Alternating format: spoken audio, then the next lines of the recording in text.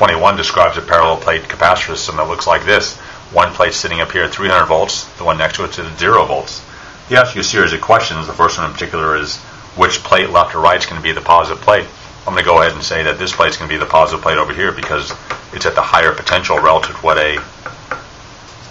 the negative plate over here at 0 volts. So the energy must have been put into this plate to lift these positive charges by the battery escalator model to get this plate up to 300 volts, higher potential energy.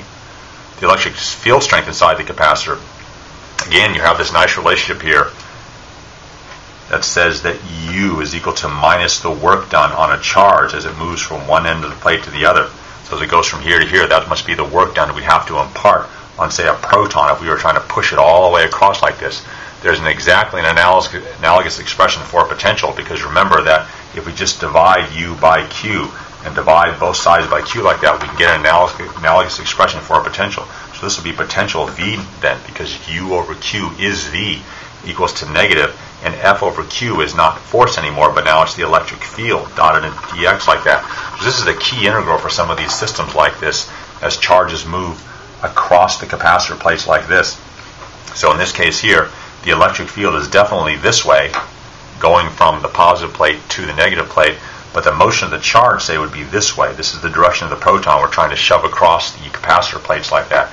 So if you look very carefully, if E field is to the left and the motion is to the right, this dot product is going to give a minus sign because the cosine of the angle between dx, the motion of the charge, and the electric field, is 180 degrees.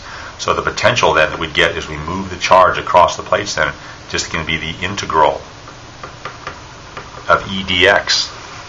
This integral is very easy to evaluate now. In particular, V is just going to be E, and then dx is the distance all the way across the capacitor plates, which I think is going to be D in the problem. And again, this is a very key relation for parallel plate capacitors in particular.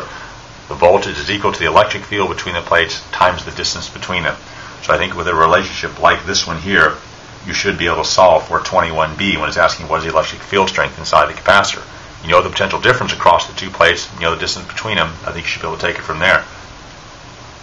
Lastly, it asks for the potential energy of a proton at the very middle of the capacitor. So the very middle of the capacitor would mean a line that goes right down the center of the capacitor plates like this. Hopefully yours is going to be a bit straighter than mine.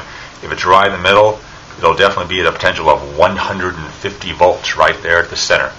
Probably around 75 here, probably the 200s right here, and 250 right down the center right there.